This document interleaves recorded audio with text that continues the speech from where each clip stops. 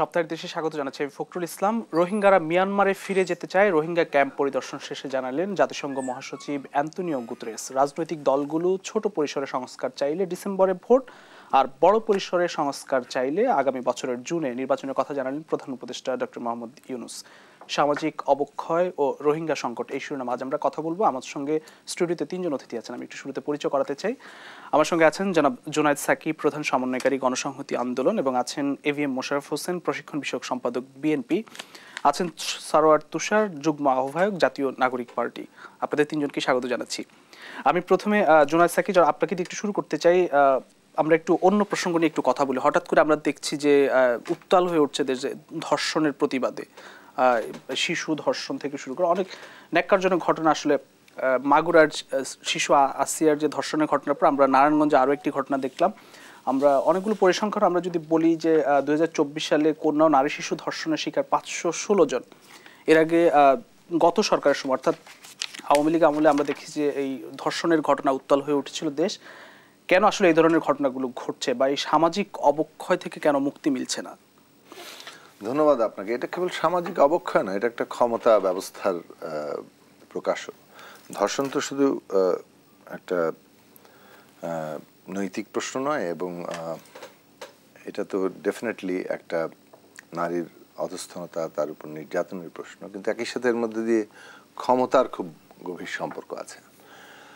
তো এইখানে যেটা আমরা যে আমাদের জুলাই অভ্যুত্থানের যে আকাঙ্ক্ষা, সেটা ছিল যে ক্ষমতা ব্যবস্থাটা বদলাবে, নতুন বন্দোবস্ত মানেই ক্ষমতা ব্যবস্থা বদলাবে, ক্ষমতার জবাবদিহিতা থাকবে। সেটার জায়গাতে খুব বড় আকারের বদল ঘটেনি। উল্টো প্রাতিষ্ঠানিকভাবে যেহেতু প্রতিষ্ঠানগুলো এখনো পর্যন্ত বেশ অনেক ক্ষেত্রেই অকার্যকর, বিশেষত পুলিশ যে ধরনের কার্যক্রম তাদের থাকে জনগণের নিরাপত্তা দেওয়ার কথা, সেই জায়গায় তাদের অনেক শিথিলতা, ঘাটতি এগুলো তো আছেই। তো সেটা একটা প্রেক্ষাপট যেখানে এই ধরনের ঘটনা ঘটছে। রাজনৈতিক যোগও থাকতে পারে, কিন্তু এখন আমাদের যেটা মানুষের মধ্যে যে সাধারণ ফিলিংটা তৈরি হচ্ছে, যে জুলাই অভ্যুত্থানের পরে যে নতুন বাংলাদেশের স্বপ্নটা তৈরি হয়েছিল, যেখানে নারী পুরুষ, শিশু বৃদ্ধ তরুণ ছাত্র যুবা শ্রমিক, বাঙালি চাকমা মারমা হিন্দু মুসলমান সকলে মিলে কিন্তু এখানে শাহাদাত, তাদের যে আপনার আহত হওয়া, বিপুল সংগ্রাম, একটা বিরাট উত্থান জাগরণ, এইটার পরে মানুষের একটা এক্সপেকটেশন তৈরি হচ্ছে না, প্রত্যাশার জায়গাটা হচ্ছে যে মানুষ আরও নিরাপদ থাকতে পারবে, নারী পুরুষ নিরাপদ থাকবে, বাঙালি চাকমা মারমা নিরাপদে থাকবে, হিন্দু মুসলমান নিরাপদে থাকবে। এই যে নিরাপত্তার আকাঙ্ক্ষাটা তৈরি হয়েছিল, সেটা অনেক বড় ধরনের কোনো কোনো হতাশার জন্ম দিচ্ছে। সমাজ ব্যবস্থাকে সেই জায়গাটাতে নিরাপত্তার বদলে বরং এই ধরনের বাড়তি নিরাপত্তাহীনতা তৈরি হচ্ছে, বিশেষভাবে নারীর উপরে কিংবা অন্য ধর্মীয় জাতিগত পরিচয় যারা সংখ্যায় কম তাদের উপরে। তো সেই জায়গাটা আমরা বারবার বলেছিলাম যে এটা গভর্নমেন্টের ওয়ান অফ দি প্রায়োরিটি, যে তারা এই জায়গায় তাদের অবস্থানটাকে শক্তভাবে করবেন। এবং সবচেয়ে বড় কথা হচ্ছে যে এটা ঠিক যে প্রতিষ্ঠানগুলো ভেঙে পড়েছিল, কিন্তু প্রতিষ্ঠান কার্যকরের একটা বড় জায়গা হচ্ছে জবাবদিহিতা নিশ্চিত করা। ওইটা ক্ষমতারও জবাবদিহিতার গুরুত্বপূর্ণ অংশ। এখন ধরুন পুলিশ কোথাও যদি দায়িত্ব পালনে ব্যর্থ হয়, তাহলে তার জবাবদিহিতা কোথায়? কিংবা এটা এমনকি উপদেষ্টার ক্ষেত্রেও প্রযোজ্য, যে কারো ক্ষেত্রেই প্রযোজ্য, যে কেউ যদি দায়িত্ব যথার্থভাবে পালন করছেন না বলে মানুষের কাছে প্রতীয়মান হয় কিংবা ব্যর্থ হচ্ছেন, তাহলে তার জবাবদিহিতার জায়গা কোথায়? সেই জায়গাগুলো মানুষের মধ্যে নতুন জায়গা তৈরি করবে আশা করেছিল মানুষ, সেখানেও কিছুটা হতাশার জায়গা কাজ করছে। কিন্তু আমরা মনে করি যে গভর্নমেন্টের এটা একটা প্রায়োরিটি জায়গা, যেমন প্রায়োরিটির জায়গা ছিল আমাদের বিচার, যেমন প্রায়োরিটির জায়গা ছিল আমাদের শহীদদের, আহতদের সকলের কি বলে যে তাদেরকে রাষ্ট্রীয় মর্যাদা, তাদের যথাযথ তাদের দায়িত্ব গ্রহণ করা রাষ্ট্রের দিক থেকে। এই অগ্রাধিকারের মধ্যে এখনো এইটা আমি মনে করি জানমালের নিরাপত্তা দেওয়া, মানুষের মর্যাদার নিরাপত্তা দেওয়া, এটা তাদের অগ্রাধিকার। এবং এই ক্ষেত্রে জবাবদিহিতার প্রতিষ্ঠাটা খুব গুরুত্বপূর্ণ। নারীর উপর নির্যাতনের প্রশ্নটি ধর্ষণে এসে একেবারেই ভয়ঙ্কর চেহারা নেয়, এবং আসিয়ার মৃত্যু আমাদের সবাইকে তো আসলে দোষী করে যাচ্ছে। কিন্তু এটা অনেক বড় পরিবর্তনের সাথে যুক্ত। সেই পরিবর্তনের সূচনা হচ্ছে ক্ষমতার প্রথম জবাবদিহিতা। এবং তারপরে নিরাপত্তার প্রশ্নে জিরো টলারেন্স যখন নারীর উপরে আসবে, কিন্তু এইটা গভর্নমেন্টের দিক থেকে সত্যিকার অর্থে শো করা।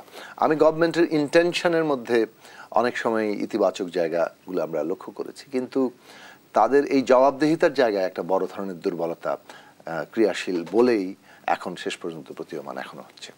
ধন্যবাদ। আমি একটু জনাব A B M Mosharraf Hossain আপনার কাছে আসি, যে আমরা কি সেই সমাজ ব্যবস্থা এখনো তৈরি করতে পেরেছি বা পারলাম না? নিশ্চয়ই, যেহেতু আমাদের এই 53 বছর পরে এই ধরনের ঘটনার মুখোমুখি আমরা হচ্ছে একের পর এক, কেন আসলে পারি নাই? বা আপনি রাজনীতি করেন, রাজনৈতিক দায় কতটা, যেটি জনাব জোনায়েদ সাকি বললেন যে জবাবদিহিতা এখনো নিশ্চিত হয়নি? না, দায়িত্ব অবশ্যই সবারই আছে সমাজের, কারণ আমরা যারা সমাজের রাজনীতি করি, যারা সমাজবিদ, যারা সমাজ নিয়ে চিন্তা করে, সবারই তো একটা ভূমিকা আছে। কিন্তু আপনি দেখবেন এই সমাজটা যে কাঙ্ক্ষিত লক্ষ্যে পৌঁছার কথা, সেই লক্ষ্যে আমরা পৌঁছাতে পারিনি। এখন এই যে সাম্প্রতিককালে আমরা দেখতে পাচ্ছি ধর্ষণ, এগুলো দেখেন এই ধরনের সংক্রামক রোগ কিন্তু আমরা প্রায় দেখি রোগের মতো। যখন ধর্ষণ শুরু হয় একসাথে একটা সিরিজ একটা প্রোগ্রাম চলে, কিন্তু হলো এর বিরুদ্ধে কার্যকরী আমরা কী ব্যবস্থা গ্রহণ করতে পেরেছি। আপনার নিশ্চয়ই মনে থাকার কথা, আমরা যখন ছাত্র ছিলাম 80-র দশকে, তখন অ্যাসিড নিক্ষেপ একটা ভয়ঙ্কর বিষয় ছিল। যে কোনো একটা সুস্থ স্বাভাবিক মানুষকে অ্যাসিড দিয়ে ধর্ষিয়ে দেওয়া হচ্ছে, তার মুখমণ্ডল পুড়িয়ে দেওয়া হচ্ছে, সমাজে মানে তাকে মুখ দেখাবার মতো সে পরিস্থিতিটা থাকে না। তখন কিন্তু একটা আইন পাশ হয়েছিল, যারা অ্যাসিড নিক্ষেপ করবে তাদের মৃত্যুদণ্ড। তারপর কিন্তু দ্রুত গতিতে অ্যাসিড নিক্ষেপ কিন্তু বাংলাদেশে এখন নাই বললেই চলে। কিন্তু এই ধর্ষণের ব্যাপারে আমরা কি দৃষ্টান্তমূলক সে শাস্তি দিতে পেরেছি? আমরা পারিনি। যার জন্য আর এগুলি দেখবেন এর সাথে সমাজের বেশ কিছু কম্পোনেন্ট জড়িত আছে। আপনি কর্মসংস্থান জড়িত আছে, ফ্রাস্ট্রেশন জড়িত আছে, অনিশ্চিত ভবিষ্যৎ জড়িত আছে, যেই তরুণ বা যে যুবকরা এই কাজগুলি করে তাদের ক্ষেত্রে। এই ক্ষেত্রে আমরা কিন্তু তাদেরকে গ্যারান্টি দিতে পারছি না। যেমন এখানে আমাদের বৈষম্য বিরোধী আছে, এখন তো যদিও এনসিপি হয়ে গেছে, তাদের একটা মূল কিন্তু প্রতিপাদ্য বিষয় ছিল কর্মসংস্থান, চাকরি। কিন্তু দেখেন আমরা 7 মাস পেরিয়ে গেছে, আমরা সেই কর্মসংস্থানের কি কোনো সুনির্দিষ্ট ব্যবস্থা করতে পেরেছি? পারিনি, বরং আগে যে অবস্থা ছিল তার চেয়ে অবনতি ঘটেছে। তো এই যে ফ্রাস্ট্রেশন, এই যে হতাশা থেকেই কিন্তু এইরকম সমাজ বিরোধী কিছু কার্যক্রম তৈরি হচ্ছে, এবং যা রাষ্ট্র কিন্তু এখন প্রোটেকশন দিতে পারছে না। কারণ আমরা দেখছি আইন শৃঙ্খলা রক্ষার চরম অবনতি, কোনোভাবে আইন শৃঙ্খলা রক্ষা করা যাচ্ছে না, এবং সরকারও অনেকটা এই ক্ষেত্রে কি কার্যকরী উদ্যোগ নিচ্ছে সেটাও কিন্তু খুব স্পষ্ট না। যার কারণে কিন্তু অনেকে যারা এই ধরনের কাজে সম্পৃক্ত তারা কিন্তু অনেকটা উৎসাহ হচ্ছে, মনে করছে তো এখানে আমাদের শাস্তি নাই, বিচার নাই। তা আমার মনে হয় এই কৃষক ক্ষেত্রে যদি আমরা একটা সম্মিলিত কার্যকরী উদ্যোগ গ্রহণ করতে পারি, তাহলে এই ধরনের অবস্থা থেকে আমরা কিন্তু অনেকটা বেরিয়ে আসতে পারি। রাজনৈতিক দায় তো নিশ্চয় রয়েছে। রাজনৈতিক দায়িত্ব আজকে দেখেন আপনারা, এই যে মাগুরায় আসিয়ার যে ঘটনা ঘটেছে, আপনি দেখেন বাংলাদেশে এমন কোনো মানুষ আছে যে এই জিনিসটাকে সমর্থন করেছে? বরং তারা সবাই নিজ নিজ অবস্থান থেকে কিন্তু প্রতিরোধ করে দাঁড়িয়েছে। সুতরাং আপনাকে সমাজের একটা প্রতিবাদের একটি আবহ কিন্তু আছে, কিন্তু এটাকে কার্যকরী করতে হবে বিচারের মাধ্যমে, শাস্তির মাধ্যমে। সেই শাস্তিটা আমরা কতটুকু নিশ্চিত করতে পারবো তার উপরে এই ধরনের ঘটনা আমরা নিবৃত্ত করতে আমরা চেষ্টা করতে পারবো। কিন্তু আমার মনে হয় শাস্তিটার ক্ষেত্রে আরো কঠিন আমাদের করতে হবে। সেই ক্ষেত্রে আমাদের মধ্যে মনে হয় কিছুটা নিষ্ক্রিয়তা আছে। রাজনৈতিক দায় অবশ্যই আছে, এবং শেষ পর্যন্ত আন্দোলনই কিন্তু মানুষ মানে প্রত্যেককেই অধিকতর নিরাপদ করে, সেটা নারীর ক্ষেত্রে, সেটা যে কোনো পরিচয়ের ক্ষেত্রে। সেই দিক থেকে ধরুন এইবারে যে আন্দোলনটা হয়েছে আমাদের বিবেচনায় অত্যন্ত ইতিবাচক একটা ঘটনা যে আন্দোলন হচ্ছে, কিন্তু এই আন্দোলনকে বরং অনেক ক্ষেত্রে নেগেটিভলি দেখা হয় এবং অনেক কিছুর সাথে মিক্সিংও করা হয়। প্রধানত আন্দোলনটা মানে এই যে নারীর নিরাপত্তার প্রশ্নে যে তার যে শক্তি সেইটাকে সামাজিকভাবে সামনে আনে, সেইটা সরকারের জন্য উচিত ছিল যে বরং ইতিবাচকভাবে দেখা। বরং সরকার পুলিশের সাথে একটা ধাক্কাধাক্কি হয়েছে, সরাসরি পুলিশ মামলা করে দিল, সেই জায়গাটা বরং একটা নেতিবাচক বার্তা দিয়েছে। যারা আন্দোলন করছে ধর্ষণের বিরুদ্ধে তাদের বিরুদ্ধে মামলা হচ্ছে, অথচ যখন আবার মানে দঙ্গল মানে মবের মতো করে বিভিন্ন জায়গায় আক্রমণ হচ্ছে, সেই আক্রমণকারীদের বিরুদ্ধে কিন্তু আমরা তেমন কোনো ব্যবস্থা দেখতে পাচ্ছি না, বরং ওই ক্ষেত্রে আইন শৃঙ্খলা বাহিনীকে অনেক পিছু হটতে দেখা যায়, অথবা প্রায় নিষ্ক্রিয়তার জায়গা অনেক ক্ষেত্রে দেখা গেছে। সেইটা একটা বড় ধরনের হতাশার জায়গা তৈরি করে। জি, ধন্যবাদ। আমি জনাব সরোয়ার তুষার আপনার কাছে আসি। আন্দোলন হচ্ছে, প্রতিবাদ হচ্ছে, এর আগেও হয়েছে ধর্ষণের বিরুদ্ধে, এবারও হয়েছে, কিন্তু এর শেষ তো হচ্ছে না আসলে, কেন? আপনাকে ধন্যবাদ এবং আমার দুইজন শ্রদ্ধেয় সহ আলোচক তাদেরকে আমি শুভেচ্ছা জানাই। আন্দোলন বিশেষত ধর্ষণের প্রশ্নে যদি বলি, ধর্ষণের প্রশ্নে সর্বশেষ ফ্যাসিবাদী আওয়ামী লীগ সরকারের আমলেও ম্যাসিভ আন্দোলন হয়েছিল 2019 সালে, এবং তখনও ওই যে নোয়াখালীর একটা ঘটনাকে কেন্দ্র করে তখনও দাবিগুলো কিন্তু ছিল। এখনও যে দাবিগুলো আসছে ধর্ষণ বিরোধী আন্দোলনের পক্ষ থেকে, এই দাবিগুলো বাংলাদেশ সমাজে নতুন না। নতুন যেটা হচ্ছে সেটা হলো যে সরকার তার শত সীমাবদ্ধতার পরে আমরা দেখতে পাচ্ছি তার, যেটা সাকিব ভাই বললেন যে মৌখিকভাবে অন্তত তার একটা আন্তরিকতা আছে যে আমরা এটা দ্রুততম সময়ের মধ্যে সমাধান করতে চাই, 90 দিনের মধ্যে যদি কোনোভাবে শাস্তি না দেওয়া যায় তবু তাকে যেন জামিন না পায় ইত্যাদি। এখন এই যে আসিয়ার ঘটনাটা কিন্তু মানে পুরোপুরি আইন শৃঙ্খলার সাথে সম্পর্কিত ঘটনা আমার কাছে এরকম মনে হয় না, যদিও এটা অবশ্যই স্বীকার করতে হবে যে এখন এই মুহূর্তে বাংলাদেশে আইন শৃঙ্খলা পরিস্থিতি যথেষ্ট পরিমাণ নাজুক। পুলিশ নিজেই মানে পুলিশের বিরুদ্ধে যে সমস্ত অভিযোগ এগুলো প্রত্যেকটাই সত্য। আমরা ঢাকায় দেখলাম একেবারে ওই শেরাটনের সামনে যেভাবে আন্দোলনকারীদেরকে পুলিশের একজন সদস্য ঘুষি মারলেন এবং সিভিল পোশাকে, এটা এবং তারপরেও তিনি বহাল তার জায়গায় আছেন। এটা খুব অ্যালার্মিং যে পুলিশ কিন্তু পুরোপুরি আগের মতো আছে। আর আসিয়ার ঘটনা তো একেবারে ফ্যামিলির ভেতরের ঘটনা, মানে আইন শৃঙ্খলা পরিস্থিতি ঠিক থাকলেও এই ঘটনাটা হয়তো ঘটতোই, মানে যদিও এটা খুবই দুঃখজনক এবং আসিয়া আজকে আমাদের সাথে নাই, কিন্তু এখন তাকে ধরা হয়েছে, মানে যারা দোষী যারা অভিযুক্ত তাদের বিরুদ্ধে মানে একেবারে কড়াভাবে যদি দৃষ্টান্তমূলক শাস্তি দেওয়া যায়।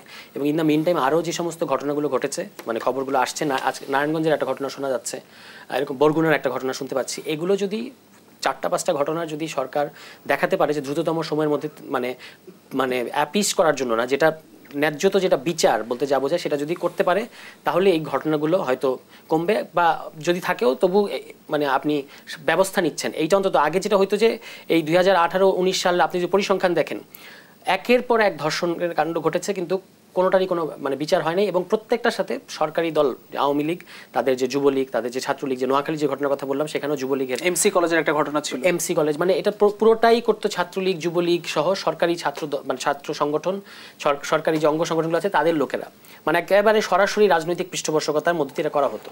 এখন পরিস্থিতি হয়তো সেরকম নাই, কিন্তু তবু ওই যে যেহেতু পুরুষ সমাজের মধ্যে নারীর তুলনায় মানে ক্ষমতা সম্পর্কে জায়গা থেকে এগিয়ে থাকে, সে যখনই কাণ্ডটা করে তখন এটা রাজনৈতিক ঘটনাই ঘটে, মানে যদিও এটা পার্টি লোকেরা যদি নাও করে। তো এই সরকার যেহেতু আগের সরকারের মতো না, আমরা তার কাছে দেখতে চাইবো যে শুধু লিপ সার্ভিসিং না, এরকম একটা ঘটনার পরে আপনারা শুধু বলবেন যে আমরা স্তম্ভিত, সারা দেশ আমরা কাঁদছি, এগুলো এই সমস্ত কথায় সীমাবদ্ধ থাকলে চলবে না।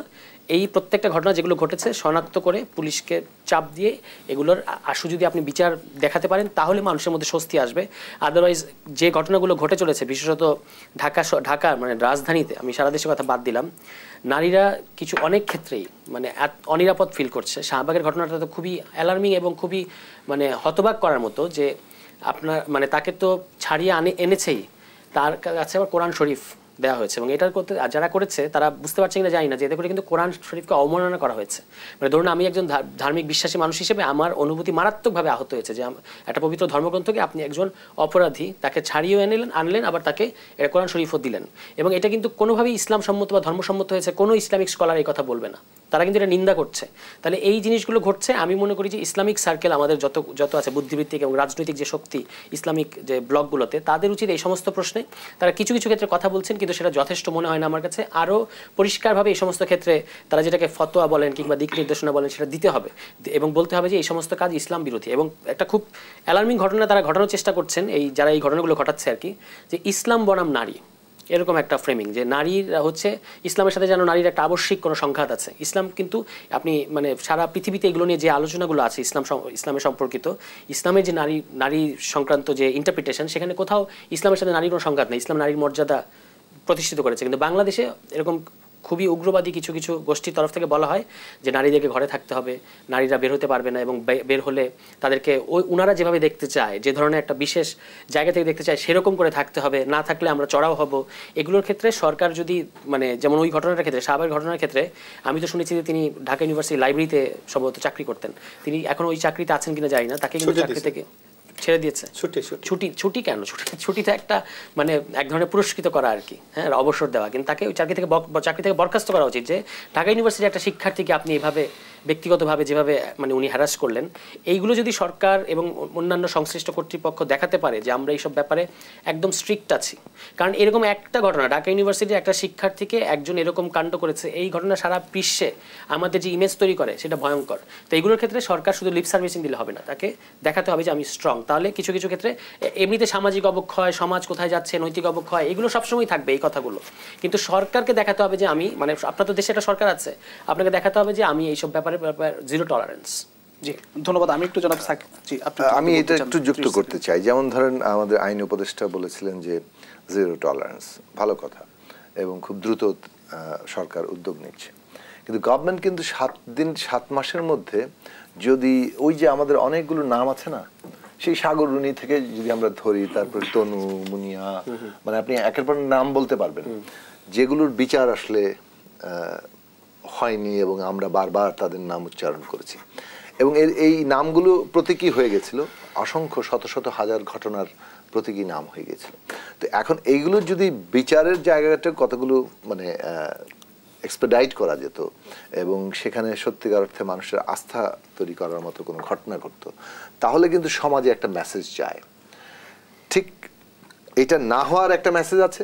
আবার ওই যে ঘটনা একটু আগে তুষার বললেন যে ওই শাহবাগ থানার সামনে যেভাবে ছাড়ি নিয়ে আসতে পারলো একদল সংঘবদ্ধ হয়ে, এবং তারপর তাকে যেভাবে ফুলের মালা কিংবা মানে তাকে ধর্মগ্রন্থ তার হাতে দিয়ে ওইটাকে মহিমান্বিত করার চেষ্টা করলো, যার মানে এটা করা জায়েজ, ওইটাও কিন্তু আরেকটা মেসেজ দিচ্ছে। তার মানে সমাজে একটা মেসেজ যাচ্ছে যে নারী একটা অধস্থন এবং তাকে আসলে কোণঠাসা করে ফেলা যায় এবং সেটা করে পার পাওয়া যাবে। উল্টো যারা প্রতিবাদ করবে তাদের নামে মামলা হয়ে যাবে। এখন পুলিশের সাথে ধাক্কাধাক্কি তো অনেক, মানে এটা আমরা ছাত্র জীবন থেকে আমরাও করে এসেছি, এখনো ছাত্ররা করছে। পুলিশকে তো একটা সার্টেন স্টেজ পর্যন্ত ধাক্কাধাক্কি মানে টলারেট করতে হয়। তো এটা এই জায়গাটাতে গভর্নমেন্টের এটা মামলা করেছে, কিন্তু মামলাটার একটা মেসেজও কিন্তু আছে। আমি এই কথাটা বারবার বলছি যে দুটো মেসেজ যাচ্ছে, কিন্তু একজন ছাড়া পেয়ে যাচ্ছেন, আরেকজনের নামে মামলা হচ্ছে, প্রতিবাদকারীরা মামলা খাচ্ছেন, মানে হয়রানির অভিযোগে অভিযুক্তরা ছাড়া পাচ্ছেন, এবং মব তৈরি করতে পারলে এইটা আসলে সম্ভব হচ্ছে। এই বার্তাটা সমাজে ভীষণ খারাপ। আমাদের প্রথম কথা হচ্ছে, আমি এটা একো করব সাথে, যে রাষ্ট্রকে উপস্থিত হতে হবে। সামাজিক অবক্ষয়, নৈতিকতা, অধস্তনতা, আনিক অসম ক্ষমতা সম্পর্কে সব আছে, এগুলো আমরা রাতারাতি দূর করতে পারছি না। রাষ্ট্র কোন অবস্থান গ্রহণ করছে? আমরা কি মবের কাছে রাষ্ট্র নাই হয়ে যাচ্ছে?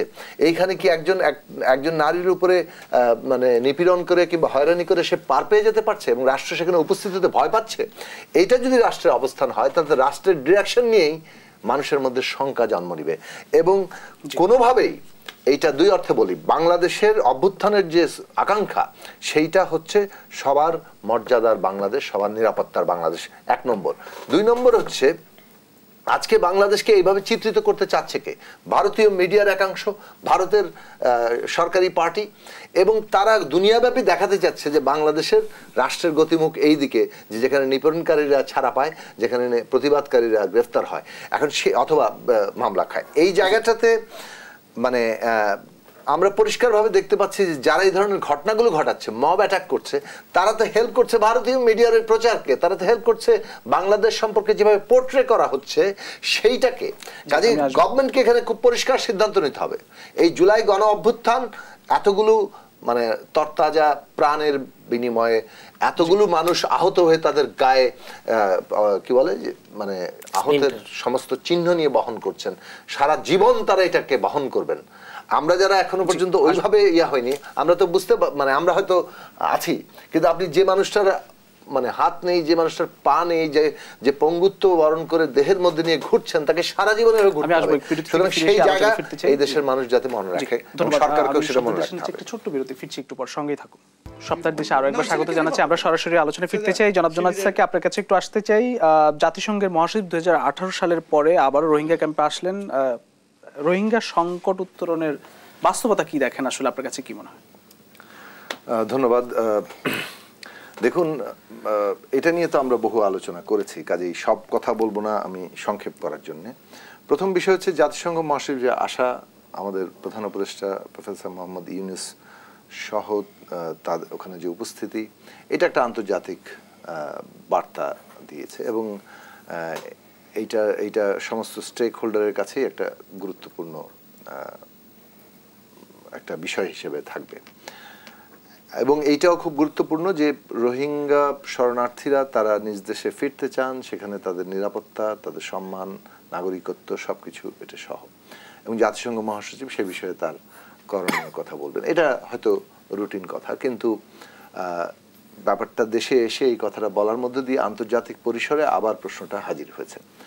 এখন অনেকগুলো জায়গা হয়েছে। আমাদের এর আগের পররাষ্ট্রনীতি ছিল গদিরক্ষার পররাষ্ট্রনীতি, ফলে যে ধরনের লেভারেজগুলো ছিল আমাদের বাংলাদেশের সাথে, এখানে Bharat, China, Europe, America, even south east এশিয়ার দেশগুলো, যাদের প্রত্যেকের সাথে আমাদের মানে বিভিন্ন রকম লেভারেজ আছে, সেই সমস্ত লেভারেজগুলো কাজে লাগিয়ে যে এইটাকে একটা আন্তর্জাতিক পরিসরে এটা গুরুত্বপূর্ণ প্রশ্ন হিসেবে সামনে আনা এবং তাকে সমাধানের পথে নিয়ে যাওয়া, সেই চাপটা সৃষ্টি করা, এইটা বিগত সরকার মানে গুরুত্বের সাথে নেয়নি। পুরস্কার পাওয়ার ইচ্ছা তাদের বেশি ছিল এবং তাদের ফোকাসটা দাঁড়িয়েছিল যে এটা আসলে যেহেতু তাদেরকে গদি রক্ষা করতে হবে, ফলে মানে যারা তাদেরকে দাপট যাদের দাপটে ক্ষমতায় আছেন তাদের দাপট শুনতে হবে, সেই জায়গাগুলোতেই তাদের সমাধানের পথে আমরা যাব। সমাধানের পথের জায়গায় যেটা মুশকিল হয়ে গেছে, যখন ইভেন আরাকান আর্মি সামনে আসছিল, তারা প্রথমে কিন্তু আরাকান আর্মি রোহিঙ্গাদের ব্যাপারে ইতিবাচক মনোভাব দেখিয়েছিল। বাংলাদেশ তখন কোনো ধরনেরই তাদের সাথে যোগাযোগ ওপেন করেনি। এখন আরাকান আর্মি যখন প্রায় তাদের অনেক জায়গা মানে শক্তপোক্ত অবস্থা নিয়েছে, এখন তারা তো এই কথা শুনবে না। উপরন্তু রোহিঙ্গাদের একটা অংশকে মিয়ানমার জান্তা তারা ব্যবহার করার চেষ্টা করছেন, ফলে কোনো একটা নতুন পরিস্থিতি তৈরি হয়েছে। এখন এইখানে যে সিচুয়েশনটা হয়েছে তাতে খুব সহজেই যে শরণার্থী প্রত্যাবর্তনের প্রশ্নটি মানে কার্যকরী হবে একটা যুদ্ধাবস্থার মধ্যে, সেটা একটা প্রশ্ন থেকে যায়। কিন্তু এটাকে আন্তর্জাতিক পরিসরে তুলতে হবে, এটা হলো নাম্বার ওয়ান প্রশ্ন। এবং সরকারের উচিত একটা কমিশন গঠন করে এই বিষয়ে ডগেডলি লেগে থাকা, এটাকে আন্তর্জাতিক প্রশ্নে পরিণত করার জন্য যারা এক্সপার্ট আছেন বাংলাদেশে তাদেরকে যুক্ত করে একটা কমিশন গঠন করা, যাতে করে পররাষ্ট্র মন্ত্রণালয়ের অধীন সেই কমিশন সার্বক্ষণিকভাবে তাদের কাজ হবে এটা ইন্টারন্যাশনালি এটাকে তোলা। এবং আরেকটা প্রশ্ন বলবো যে যেহেতু এটা অনেক জিওপলিটিক্যাল পাওয়ার গেমের পার্ট হয়ে গেছে, ওখানে মিয়ানমারে প্রচুর মাদকের একটা বিরাট হয়েছে এবং সেগুলো সব পার্ট হয়ে পড়েছে। এই জায়গা এইটা রেজলিউশন একটা আন্তর্জাতিক পক্ষের সমঝোতার জায়গা থেকে না হলে খুব মুশকিল আছে।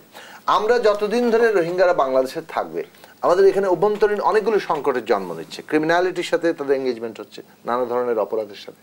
তারা কি করবে সেই জায়গাগুলো নিয়ে শুরু থেকে অনেকগুলো প্রস্তাব কাজ করছিল যে আমাদেরকে এমনভাবে তাদের এখানে যতদিন তার থাকবে সেই ব্যবস্থাটা করা দরকার যাতে বাংলাদেশের উপরে সর্বনিম্ন কি বলে ক্ষতিকর প্রভাব পড়ে। আমি আসবো আপনার কাছে। আমি একটু জনাব এবি মোশাররফ হোসেন আপনার কাছে আসি যে আসলে সমাধানের কোনো আশা দেখেন?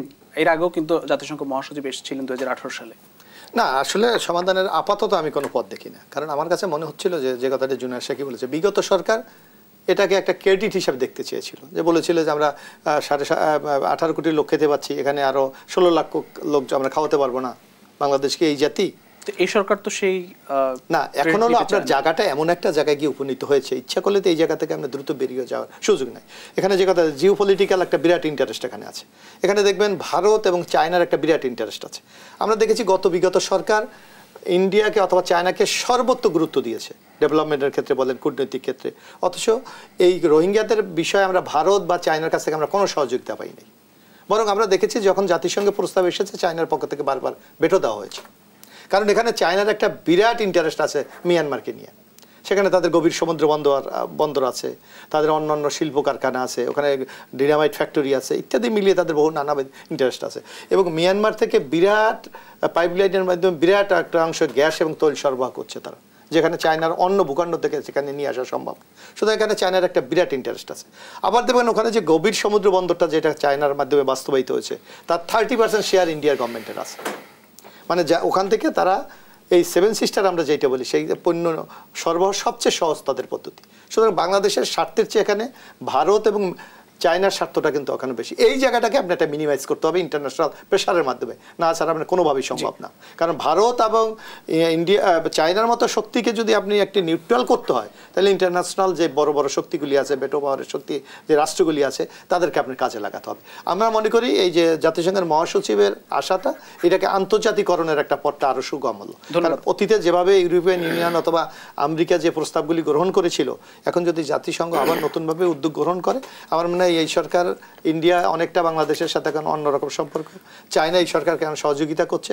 আমার মনে হয় এই শক্তিগুলিকে যদি আমরা সম্মিলিতভাবে কাজে লাগাতে পারি, তাহলে এই সংকট উত্তরণের একটি পথ বের হতে পারে। ধন্যবাদ জনাব সরওয়ার তুষার। আপনার কাছে আসি একটু অন্য প্রসঙ্গ নিয়ে আসি, যে প্রধান উপদেষ্টা বলছেন যে স্বল্প পরিসরে সংস্কার চাইলে ডিসেম্বরে ভোট হচ্ছে, অথবা যদি বেশি পরিসরে রাজনৈতিক দলগুলো সংস্কার চায় তাহলে আগামী বছরের জুনে। আপনারা আসলে, আপনি এনসিপির যুগ্ম আহ্বায়ক, কি বলবেন, আপনারা কি চান? মানে আগে তো এটা ডিফাইন করতে হবে যে স্বল্প সংস্কার কি বেশি সংস্কার, রাজনৈতিক দলগুলোর উপর ছেড়ে দিয়েছি। বলি এটা অনেক দিন ধরে আমরা শুনতে পাচ্ছি যে অল্প সংস্কার চাইলে এই সময়, বেশি সংস্কার চাইলে, কিন্তু সরকার এখনো পর্যন্ত রোডম্যাপটা দেয় নাই যে এইটা স্বল্প সংস্কার বলতে আমরা এটা বুঝি, দীর্ঘ সংস্কার বলতে আমরা এটা বুঝি, বা রাজনৈতিক দলগুলোর কাছে যে তারা বলেছে যে আপনারা বলেন কোনটাকে আপনারা স্বল্প সংস্কার মনে করেন, কোনটাকে আপনারা দীর্ঘ সংস্কার মনে করেন। এই পিছনে ধরেন বিএনপির কাছে স্বল্প সংস্কার মানে হচ্ছে নির্বাচনের রাস্তা ক্লিয়ার করার জন্য যা যা লাগে ওটুকু করলেই স্বল্প সংস্কার হয়।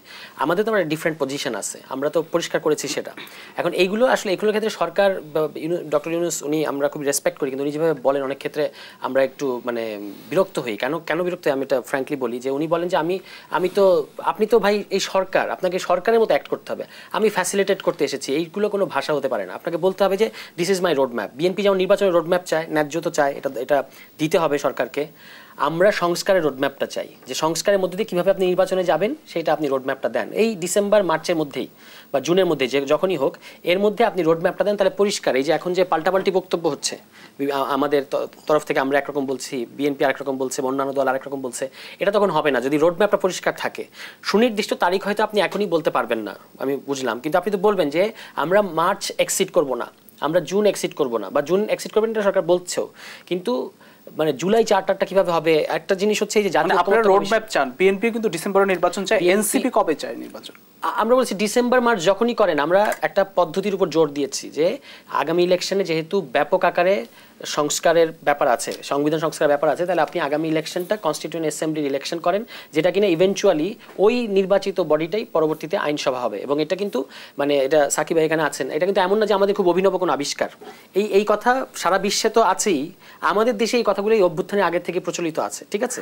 সুতরাং এই কথাটা আমরা বলেছি, এইখানে আলাপটা আসা উচিত যে এই দাবিটা যৌক্তিক কি অযৌক্তিক, বা এই পথে আমরা কতটুকু করতে পারবো, কতটুকু পারবো না, এইখানে আমরা কোনো আলাপ দেখছি না। বরং এই যে জাতীয় ঐক্যমত্য কমিশন যে রিপোর্ট, মানে যেভাবে স্প্রেডশিট পাঠিয়েছে টিক মার্ক, এই পদ্ধতি কতটা কাজ করবে এটা নিয়ে একটু সন্দেহ আছে। যে এই টিক মার্কের পদ্ধতি, আমাদের তো অনেক কথা বলার আছে অনেকগুলো প্রশ্নে, কিন্তু শুধু টিক একমত না বলে কি আমরা সারতে পারবো কিনা সেটা নিয়েও সন্দেহ আছে। ফলে প্রসেসটা কিন্তু পরিষ্কার হচ্ছে না এখনো। ধন্যবাদ। আমি জনাব সাকিব ভাইয়ের কাছে আমি প্রশ্ন নিয়ে আসবো, তবে একটি বিরতি থেকে ফিরে এসি। প্রিয় দর্শক, সপ্তাহে দেশে নিচ্ছি আরও একটি বিরতি, ফিরছি একটু পর, সঙ্গেই থাকুন। সপ্তাহে দেশে আরও একবার স্বাগত জানাচ্ছি। আমরা একদম শেষ পর্যায়ে চলে এসেছি। জনাব জুনায়েদ সাকি, আপনার কাছে আসি যে প্রধান উপদেষ্টা আজকে জাতিসংঘ মহাসচিবের সঙ্গে বৈঠকেই বলেছেন যে নির্বাচন স্বল্প পরিসরে সংস্কার হলে সেটি ডিসেম্বরে হতে পারে, বেশি পরিসরে হলে। দেখুন, আমি প্রথম এর কথা তিনি আগেও বলেছেন, প্রধান উপদেষ্টা এটা ঠিক, আমি মানে তারা নিজেদেরকে ফ্যাসিলিটেটর হিসেবে নিজেদের ভূমিকায় রেখেছেন। আমরা মনে করি যে আমাদের দিক থেকে আমাদের কথা হচ্ছে যে সেটা ঠিকই আছে, আমরা মনে করি, কারণ অন্তর্বর্তী সরকার ফ্যাসিলিটেটরের ভূমিকা পালন করবে। পলিটিক্যাল পক্ষগুলোর মধ্যে আমি সেখানে রাজনৈতিক দল, শ্রেণী পেশা, শিক্ষার্থী, সকল মানে জনগণের বিভিন্ন অংশের মধ্যে একটা কনসেনসাস বিল্ডিংটা দরকার।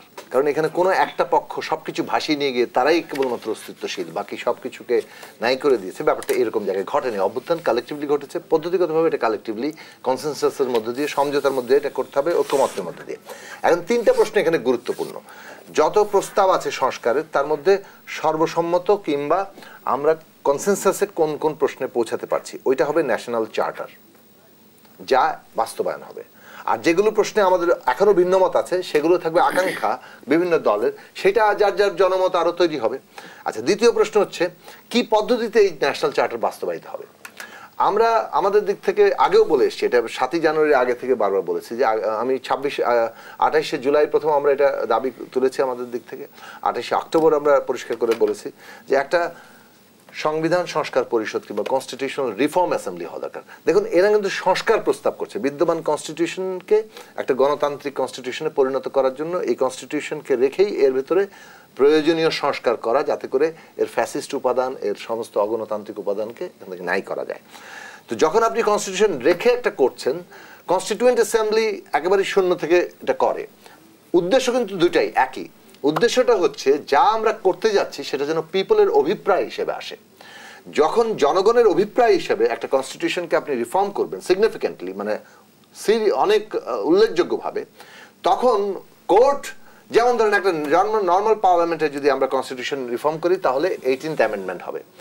13 বাতিল হয়েছে কোর্টের রায়, 15 হয়েছে, 15 বাতিল হয়েছে এখন কোর্টের রায়, 18 করার পরে কিন্তু কোর্ট আবার 18টা বাতিল করতে পারে অথবা অসঙ্গতি শেষ করে জাস্ট। সেই কারণে আমরা বলছি যে যখন অভিপ্রায় হিসেবে আসবে তখন জনগণের অভিপ্রায় হিসেবে সংস্কারকৃত সংবিধানটি কোর্ট সুরক্ষা দিবে, কোর্ট এটাকে প্রশ্ন করার অধিকার রাখবে না। এই হচ্ছে কনস্টিটিউয়েন্ট অ্যাসেম্বলির যে অধিকার, কনস্টিটিউশন রিফর্ম অ্যাসেম্বলির অধিকার। পার্থক্য হচ্ছে কনস্টিটিউশন যেহেতু এখানে বাতিল হচ্ছে না, সে কারণে আমরা এই সংস্কারটা করতে পারছি।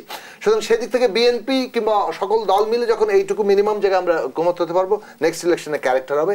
3rd নম্বর পয়েন্ট থাকবে হচ্ছে লিগ্যাল বাইন্ডিংসটা আমাদের কি আছে, যে পরবর্তী কয় মাসে এটা শেষ হবে, অন্তত পক্ষে 6 মাসের মধ্যে আমরা কনস্টিটিউশন সম্পন্ন করব। এই নিয়ে সকল রাজনৈতিক পক্ষ যদি আমরা ঐক্যমত্য হতে পারি তাহলে ন্যাশনাল চার্টার অ্যাক্ট হতে পারে, ন্যাশনাল চার্টার অর্ডিন্যান্স হতে পারে, যেটা পরবর্তী সংসদ নির্বাচনের পরে সকলেই এটা এই সংসদ এটা বাস্তবায়ন করতে বাধ্য থাকবে, এই অঙ্গীকারনামা আমাদের তৈরি হয়। ফলে ইলেকশনের পরে আমরা চলে যাচ্ছি। আর ইলেকশনের জন্য যা যা অ্যাডমিনিস্ট্রেটিভ অর্ডারে সম্ভব এই ন্যাশনাল চার্টারের মধ্যে, সেগুলো গভর্নমেন্ট করে ফেলবে। এটা তো আজ 1 মাসের মধ্যেই ন্যাশনাল চার্টার তৈরি হয়ে যাওয়া সম্ভব। ধন্যবাদ। আমি একটু জনাব এবিএম মোশাররফ হোসেন আপনার কাছে আসতে চাই। ন্যাশনাল চার্টারের কথা বললেন জনাব জোনায়েদ সাকি এবং রোড ম্যাপের কথা বললেন সরওয়ার তুষার, আপনি কি বলবেন? না, আমি তো আমাদের মধ্যে দ্বিমত নাই। আমরা এটা বলেছি যে আপনি সংস্কারটা কি করতে চান। এই যে ডক্টর ইউনূস সাহেব বলেছে যে ডিসেম্বরের মধ্যে, ঠিক আছে, ডিসেম্বরের মধ্যে আপনি কি করতে চান সেটা বলেন, যেটাকে আমরা রোড ম্যাপ, অথবা যদি বেশি সংস্কার হলে আপনি কি পর্যন্ত করতে চান। তারপর আপনি এই যে ঐক্যমতের একটা কমিশন করেছেন, তার কাজটা কি? আমরা তো দৃশ্যমান কোনো কাজ দেখিনি। আমরা এখন বলতেছি যে আজকে গতকালকে আমি জানি না, জুনিয়র সেইটা দেখেছি না, খবরে দেখিয়েছে যে এই যে সুপারিশ করা হয়েছে অনেকগুলি বাস্তবায়ন করা সম্ভব, ইতিমধ্যে আমরা মন্ত্রণালয়কে দায়িত্ব দিয়েছি এগুলো বাস্তবায়ন করার জন্য। কালকে তো ন্যাশনাল নিউজে বলেছে। তাইলে আপনি জাতীয় রাজনৈতিক দলগুলির সাথে কি আলোচনা করলেন? আমি তো আলোচনার কোনো জায়গা দেখি না। তাইলে আপনি কি সেই আবার সেই গত ফেসিস সরকারের মতো নিজের ইচ্ছা মতো সব করছেন? গতকালকের খবরে দেখেন আপনি কি বলেছে। বলেছে এই সুপারিশগুলি যেগুলি বাস্তবায়ন যোগ্য সেগুলিকে বাস্তবায়ন করার জন্য মন্ত্রণালয়কে নির্দেশ দেওয়া হয়েছে। যাই হোক, এটা শেষ কথা কি বলবো, আমার হাতে না না এটা বলেন। এখন আপনাকে দেখতে হবে যে আপনি কি চাচ্ছেন, সেইটাকে যদি আপনি নির্দিষ্টকরণ করেন তাহলে আপনি রাজনৈতিক দলগুলি আলোচনা করতে সুবিধা হবে। এখন আপনাকে এমন কিছু সংস্কার আছে, সেই সংস্কার তো আপনি রাতারাতি করতে পারবেন না, যেটাকে আপনার কমিটমেন্ট দরকার রাজনৈতিক দলগুলি, যে আগামী দিনে যারা ক্ষমতা আছে আমরা পর্যায়ক্রমে এগুলি বাস্তবায়ন করব। এখন যদি আপনি বলেন কনস্টিটিউশন চেঞ্জ করবেন, দুইটা পদ্ধতি আছে কনস্টিটিউশন চেঞ্জ করার। একটা হলো পার্লামেন্টে গিয়ে আপনি অ্যামেন্ডমেন্ট করবেন, নতুবা একটা অর্ডিন্যান্স জারি করবেন। তো অর্ডিন্যান্স জারি করলে রাজনৈতিক দলগুলি যদি আপনার সম্মতি না হয় তো পরবর্তী সংসদ দেখে এটাকে আইনে পরিণত করবে। সুতরাং আপনার সামনে তো ঝুঁকি আছে, এই ঝুঁকিগুলি যদি আপনাকে মিনিমাইজ করতে হলে আপনাকে একটা ঐক্যমত্যে যেতে হবে। অসংখ্য ধন্যবাদ। জি সরওয়ার তুষার 1 মিনিট সময় আছে, আপনি যদি আমি শুধু এটা বলবো যে মানে অর্ডিন্যান্স কিংবা পরবর্তী পার্লামেন্টে গিয়ে যে কথাটা বলা হচ্ছে এটা পদ্ধতিগতভাবে ঠিক না এবং এর অনেক ঝুঁকি আছে, যেটা সাকিব ভাই বলেছেন। আমি শুধু তার সাথে সংযোগ করব যে সংবিধান সংস্কারে আমাদের কোনো মেজর আপত্তি নাই, যদিও আমরা নতুন সংবিধানের কথা বলেছি, কারণ আমরা মনে করি এই সংবিধানকে আপনি যে একটা মেজর সংস্কার করেন এটা একটা প্রায় নতুন সংবিধানই হবে। কিন্তু আমরা পদ্ধতির উপর জোর দিচ্ছি, এটাকে সাকিব ভাইরা বলছেন রিফর্ম অ্যাসেম্বলি, আমরা বলছি কনস্টিটিউয়েন্ট অ্যাসেম্বলি, কথা একই। মধ্যে কথা হচ্ছে এই পদ্ধতিতে আপনি না গেলে আদালত কিংবা পরবর্তী সংসদ এটাকে বাতিল করে দিতে পারবে, এবং সেটা সংশোধনী মানে কিন্তু হচ্ছে বিদ্যমান সংবিধানটাকে আরেকটু স্পষ্ট করা কিংবা আরেকটু মানে ক্ল্যারিফাই করা, এর চেয়ে বেশি কিছু না। কিন্তু আমরা তো মৌলিক পাওয়ার স্ট্রাকচারের পরিবর্তনের কথা বলছি, গণতান্ত্রিক সংস্কারের কথা বলছি। এটা মানে সংসদ করতে পারবে না বা অধ্যাদেশ দিয়ে এটা সম্ভব না, ঠিক আছে? এটা করতে হবে এই ধরনের একটা ইলেকশনের মধ্যে দিয়ে, যেটার কথা সাকিব ভাই বলেছেন, আমরাও কাছাকাছি এই ধরনের কথাই বলছি। এই প্রশ্নে আলোচনাটা এইখানে আরো কংক্রিট আলোচনা হওয়া দরকার, যে এটা টার্মস অ্যান্ড কন্ডিশনস ধরে।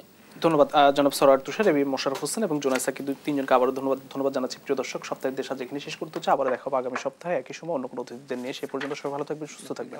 শুভরাত্রি।